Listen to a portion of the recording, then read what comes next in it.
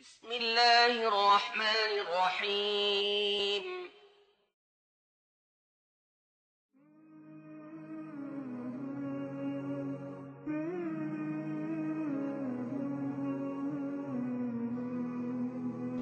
আর দেখবেন অনেক সমালোচক তাদের বইগুলো পড়লে বা ইন্টারনেটে গেলে দেখবেন ইসলামের বিরুদ্ধে অনেক সাইট আছে, তারা সেখানে কোরআনের বিভিন্ন রেফারেন্স দিয়ে উদ্ধৃতিগুলো করে থাকে।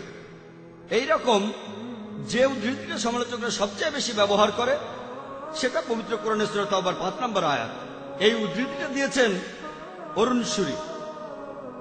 তিনি ইন্ডিয়াতে ইসলামের একজন তীব্র সমালোচক, ওনার নাম অরুণ সুরি। তিনি একটা বই লিখেছেন দ্য ওয়ার্ড অফ ফতোয়া।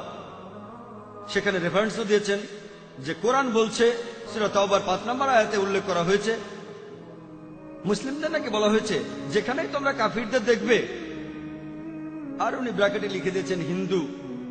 ওনার কথা অনুযায়ী সূরা তাওবার ৫ নম্বর আয়াত বলছে যেখানে তোমরা কাফিরদের দেখবে তাদের মেরে ফেলো। যদি আপনারা কোরআন পড়েন, যদি কোরআনটা খোলেন, তারপর অনুবাদটা পড়লে দেখবেন তিনি যা বলেছেন সেটা ঠিক। সূরা তাওবার ৫ নম্বর আয়াতে কথা বলা হয়েছে যেখানে কাফিরদের দেখবে তাদের মেরে ফেলবে, কিন্তু এটা প্রসঙ্গ ছাড়া উদ্ধৃতি। প্রসঙ্গ জানতে আপনাকে সূরা তাওবার ১ নম্বর আয়াত থেকে পড়ে আসতে হবে। প্রসঙ্গটা পড়লে আপনি পটভূমি জানতে পারবেন যে আয়াতটা কেন নাজিল হয়েছিল। এভাবে জানতে পারবেন যে সে সময় একটা শান্তি চুক্তি হয়েছিল মুসলিমদের সাথে মক্কা শহরের মুশরিকদের। এর কিছুদিন পরে মক্কার মুশরিকরা এই শান্তি চুক্তির শর্তগুলো ভঙ্গ করল। যখন মক্কার মুশরিকরা এই শান্তি চুক্তির শর্তগুলো ভঙ্গ করল, আল্লাহ সুবহানাহু ওয়া তাআলা তখন পবিত্র কোরআনে সূরা তাওবার ২ নম্বর আয়াতের মাধ্যমে জানালেন যে তিনি সেখানে ৪ মাসের সময় দিলেন, নিষ্পত্তি না হলে তখন যুদ্ধের ঘোষণা দেওয়া হবে। আর সূরা তাওবার ৫ নম্বর আয়াতে বলা হয়েছে যে সেই নিষিদ্ধ ৪ মাসের পরে মুসলিমদের বলা হচ্ছে তোমরা যুদ্ধ করো, হত্যা করো পৌত্তলিকদের, অর্থাৎ তোমাদের শত্রুদের, যেখানে তাদের পাবে তাদের বিরুদ্ধে যুদ্ধের সর্বাত্মক প্রস্তুতি নিয়ে তৈরি থাকো। তাহলে প্রসঙ্গ পড়লে জানতে পারি এই আয়াতটা নাজিল হয়েছিল যুদ্ধের সময়। যে যুদ্ধের ময়দানে শান্তি চুক্তির শর্ত ভেঙে শত্রুরা যখন যুদ্ধ করতে আসে তখন ভয় পেও না, যুদ্ধ করো, আর তাদের দেখলে হত্যা করো। দেখবেন যে কোনো আর্মি জেনারেল যুদ্ধের ময়দানে সৈন্যদের মনোবল বাড়ানোর জন্য সবাইকে যুদ্ধ করতেই বলবেন। ধরেন আমেরিকা আর ভিয়েতনামের মধ্যে যখন যুদ্ধ চলছিল, তখন আমেরিকার কোন আর্মি জেনারেল যদি তিনি বলেন যেখানেই তোমরা ভিয়েতনামীদের দেখবে তাদের মেরে ফেলো, এটা বলেছেন সেই সময়ের জন্য। কিন্তু আমি যদি প্রসঙ্গ ছাড়াই উদ্ধৃতিটা দিয়ে বলি যে আজকে আমেরিকার এক আর্মি জেনারেল বলছে যেখানেই তোমরা ভিয়েতনামীদের দেখবে তাদের মেরে ফেলো, আমার কথাটা শোনাবে কসাইয়ের মতো।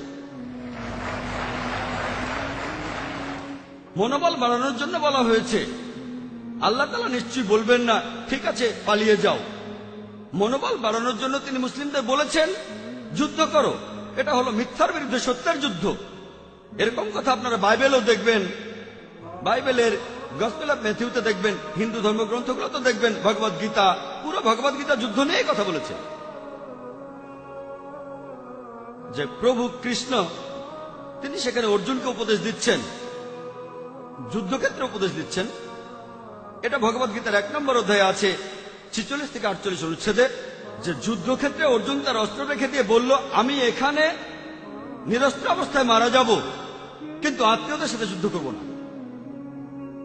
শ্রীকৃষ্ণ তখন বললেন, পরের অধ্যায়ের ভগবদ গীতা ২ নম্বর অধ্যায় ২ ও ৩ অনুচ্ছেদে আছে যে হে অর্জুন, তুমি এতটা কাপুরুষ হলে কিভাবে?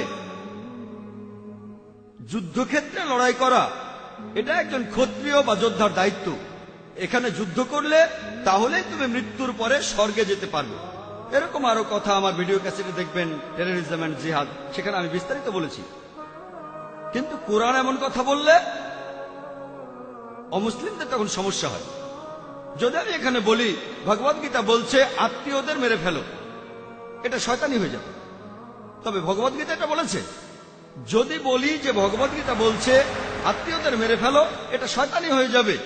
প্রসঙ্গ করলে দেখবেন বলা হচ্ছে যদি অসত্যের বিরুদ্ধে যুদ্ধ করতে হয়, যদি অন্যায়ের বিরুদ্ধে যুদ্ধ করতে চাও, সত্যের পক্ষে দাঁড়াও, এমনকি তোমার আত্মীয়দের বিরুদ্ধে হলেও যুদ্ধ করো। আর ভগবদ গীতার এই কথার সাথে আমরা সবাই একমত। কোরআনও একই কথা বলছে। সেজন্য অমুসলিমরা যাতে ইসলাম ধর্মকে বুঝতে পারে, আমার মত অনুযায়ী এর চাবিকাঠিটা হলো যেটা পবিত্র কোরআনে দিয়েছেন আল্লাহ সুবহানাহু ওয়া তাআলা। সূরা ইমরানের 64 নম্বর আয়াতে উল্লেখ করা হয়েছে, তাআলা ইলা কালিমাতিন সাওয়াইন বাইনানা ওয়া বাইনাকুম। এসো সেই কথা যাহা আমাদের এবং তোমাদের মধ্যে এক। ইসলাম ও কোরআনকে অমুসলিমদের সামনে তুলে ধরতে যেটা বলবেন সেটা হলো যে তাআলা ইলা কালিমাতিন সাওয়াইন বাইনানা ওয়া বাইনাকুম। এসো সেই কথা যাহা আমাদের ও তোমাদের মধ্যে এক। প্রথম সাদৃশ্য কি? আল্লাহ না'বুদু ইল্লাল্লাহ, যে আমরা এক, আল্লাহ ব্যতীত অন্য কারো উপাসনা করি না। আর অরুণ সুরি সূরা তাওবার 5 নম্বর আয়াতের উদ্ধৃতি দেওয়ার পরে লাভ দিয়ে চলে গেলেন 7 নম্বর আয়াতে। এর কারণটা জানেন? 6 নম্বর আয়াতে এই প্রশ্নের উত্তরটা আছে। সূরা তাওবার 6 নম্বর আয়াতে উল্লেখ করা হয়েছে যে যদি পৌত্তলিকদের মধ্যে কেউ, যদি অবিশ্বাসীদের মধ্যে কেউ, তোমাদের শত্রুদের মধ্যে কেউ আশ্রয় প্রার্থনা করে, যদি শান্তি চায়, তাদের শান্তি দাও, যাতে করে তারা আল্লাহর বাণীগুলো শুনতে পারে। তারপর তোমরা তাদের নিরাপদ স্থানে পৌঁছে দাও। কারণ এই লোকগুলো তারা কোনো কিছুই তারা জানে না। এ কথা কোরআন বলছে না যে তাদের ছেড়ে দাও। বর্তমানে শত্রু শান্তি চাইলে কোনো আর্মি জেনারেল খুব বেশি হলে বলবে আচ্ছা তাদের যেতে দাও। কোরআন কিন্তু এ কথা বলছে না। কোরআন বলছে তাদের নিরাপদ কোনো স্থানে পৌঁছে দাও। কারণ এই লোকগুলো তারা যারা একেবারে অজ্ঞ। কয়েক মাস আগে একটা লেকচারে আমি এই কথাটা বলেছি। সেখানে এক অমুসলিম ভাই আমাকে বললেন, ভাই জাকির, আপনিও তো প্রসঙ্গ ছাড়া বলছেন, আপনি তো সূরা তাওবার 5 নম্বর আয়াতের পুরোটা বললেন না।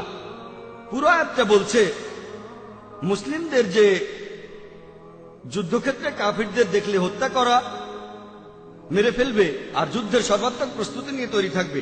এরপর সেখানে বলা হয়েছে কিন্তু যদি তারা তওবা করে, আর যদি তারা নামাজ পড়ে, সালাত কায়েম করে, আর যাকাত দেয়, তাহলে তাদের ছেড়ে দাও, কারণ আল্লাহ অনেক ক্ষমাশীল, পরম দয়ালু। তিনি বললেন, বলা হয়েছে শুধুমাত্র তারা ইসলাম গ্রহণ করলে তাদেরকে ছেড়ে দাও। অনেক সময় ব্যাখ্যা করাটা কঠিন, হয়তো কয়েক ঘন্টা সময় লেগে যেতে পারে। যদি সবাই বলেন আমি একজন ম্যারাথন স্পিকার, আমি তখন সেই ভাইকে বললাম আরো কিছুটা ব্যাখ্যা করার সুযোগ দিলেন বলে ধন্যবাদ। সূরা তাওবার 5 নম্বর আয়াতে বলা হয়েছে যে অবিশ্বাসীরা যদি তওবা করে আর সালাত কায়েম করে এবং যাকাত দেয়, অর্থাৎ সে যদি মুসলিম হয়ে যায়, তাহলে তাকে ছেড়ে দাও। কিন্তু 6 নম্বর আয়াতটা কি বলছে? তারা মুসলিম হয়ে গেলে তাদের ছেড়ে দাও। কিন্তু 6 নম্বর আয়াত বলছে যদি সেই অবিশ্বাসীরা আশ্রয় প্রার্থনা করে, শান্তি চায়, তাদের শুধু ছেড়েই দিও না, নিরাপদ কোন স্থানে পৌঁছে দাও। তারা মুসলিম হয়ে গেলে তাদের ছেড়ে দাও। কিন্তু যদি সে ইসলাম গ্রহণ না করে আর শান্তি চায়,